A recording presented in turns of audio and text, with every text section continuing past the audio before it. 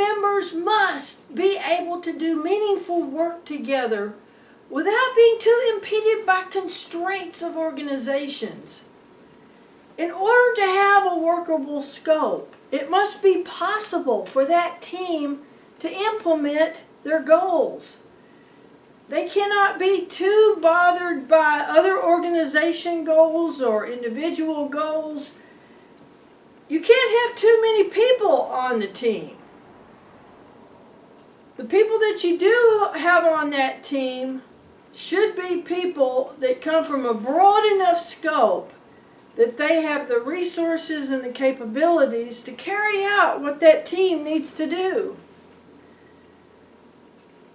Do you ever feel like some teams are doomed before they start? Raise your hands. Perhaps this could be because they do not have a workable scope for teamwork. It's just too difficult for them to be able to get their work done. There are 3 factors that will really help you to have a workable scope for teamwork. First, it's important that you have very clear goals. The second thing that's important is that you understand your context. You understand how to work with other people on your team, how to interact with the organization, as well as the environment. This includes taking into account your industry, as well as the global context. And finally, it's really important that you have effective leadership. It's important that that leader is able to help that team to be able to take the right action steps to get their work accomplished.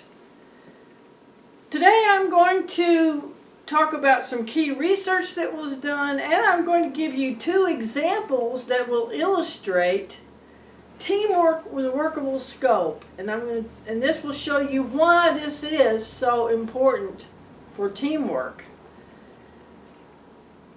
Charles Hexter did some research that was about companies, mainstream companies, that were having a real hard time adjusting or adapting to their environment, making progress with the new challenges that they faced.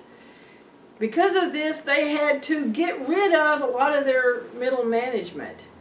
His study included 250 middle managers from 14 units from a number of companies that you'll be very familiar with, including General Motors, Pitney Bowes, Honeywell, Dow Chemical, DuPont, and AT&T.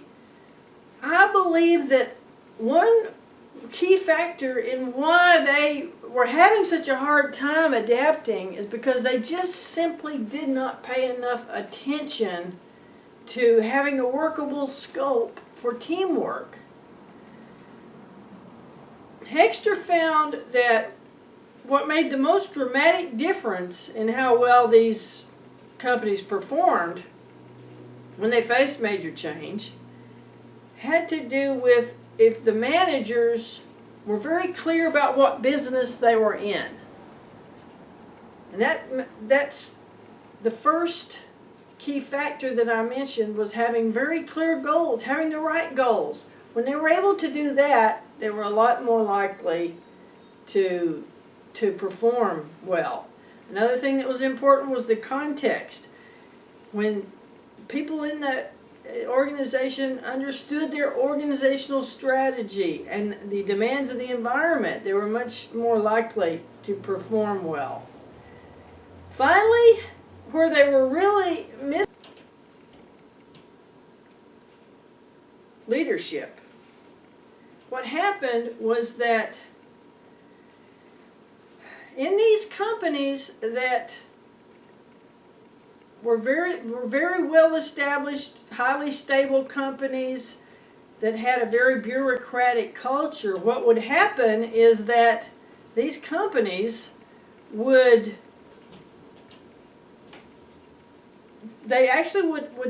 allow teams to form. However, they had a problem getting these teams to be effective. They would form teams, a leader would emerge, but then that organization just would not accept their leadership and would not support that team in actually following through and implementing the changes. This was a big problem. They did have cooperation across different departments. The way that typically worked is that the middle manager from this department would cooperate with this middle manager. The way it would work though is but through exchanging favors.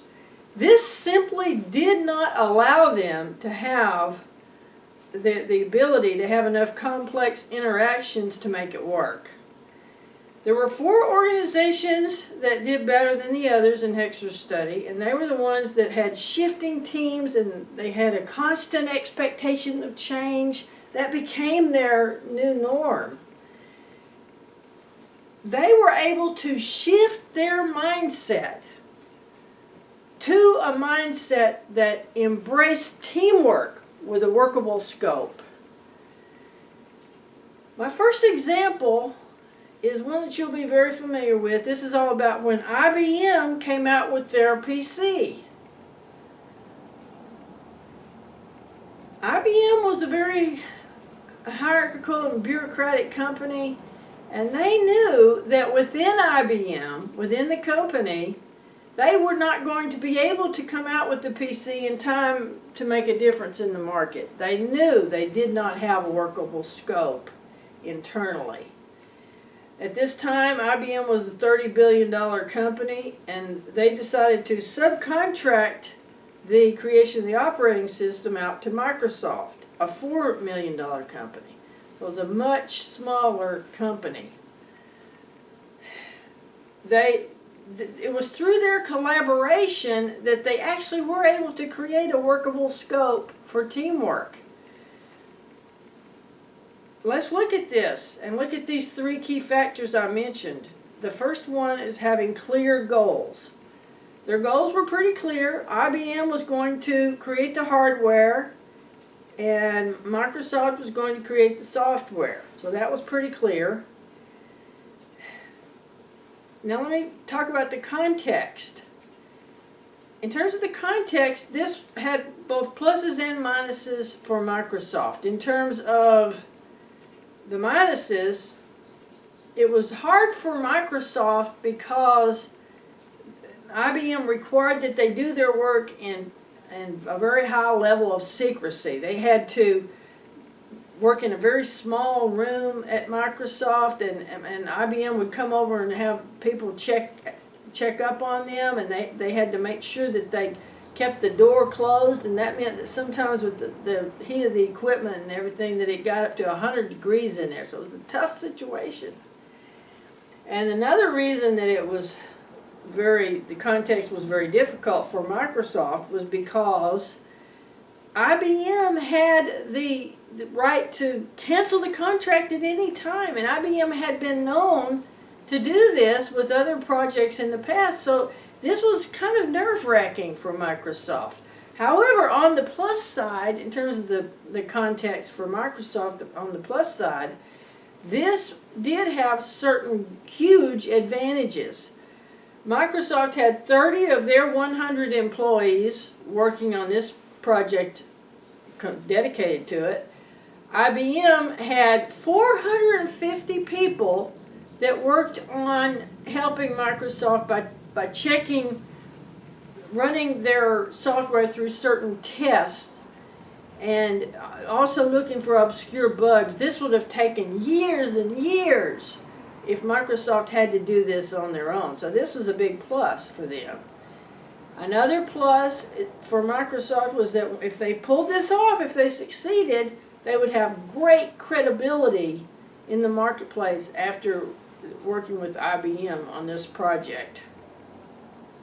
It turned out the collaboration was a success.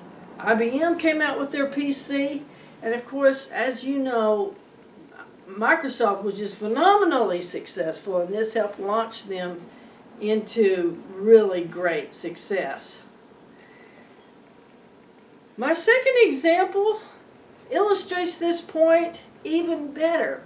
it shows you even better the value of having a workable scope for teamwork, and it will help you understand why this is so important. This is all about the turnaround of Harley-Davidson that took place in the 1980s.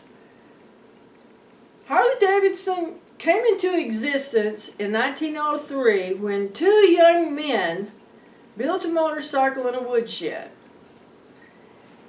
They then started making more motorcycles, and they formed a company and by World War II they were able to provide 88,000 bikes to the Army. The company was going along really well until 1969, when it was acquired by American Machine and Foundry Company.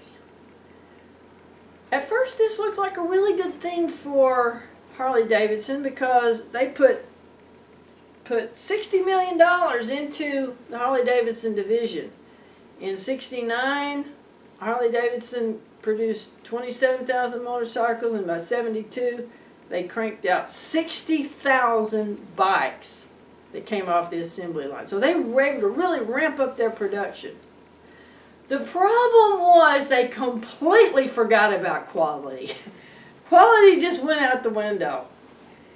It got so bad that as the motorcycles were coming off the assembly line, they had to be immediately taken over to motorcycle hospitals so they could be repaired before they were even sent to the dealers to be sold. Eventually what happened was that Harley-Davidson's market share started going down. When this happened, AMF decided we're just going to divest of Harley-Davidson, we're going to get rid of it. At that time, there was 12 key executives that were in charge at Harley-Davidson, and they did not think that people that did not know the motorcycle industry that might be acquiring this company would succeed at it. They thought they would fail. They did not want the product to disappear. They did not want the company to go out of business. They felt so strongly about it that they put all their personal money together, and then they went to Citibank to borrow the rest of the money so that they could buy Harley-Davidson, which they did, and then start the process of rebuilding. It was really a tough challenge for them. Vaughn Beals, the senior manager at Harley-Davidson, faced the fact that their production system was flawed right away. Their goals were clear. Improve quality. That's the first thing they had to do. They took the Japanese approach, a three-pronged approach: just-in-time inventory, computer-assisted operating controls, and employee involvement. It was that third thing, getting the employees to really care about what they were doing. That's what really made the difference in their production. This was an uphill battle. In 1982, sales of all across the U.S. went down in terms of motorcycle sales. This was the first downturn since 1975. Could not have happened at a worse time for Harley-Davidson. In that single year, they lost $25 million. It was dismal. They had to eliminate 40% of the workforce and take on other austerity measures. They were aware of their context, the second factor that I mentioned.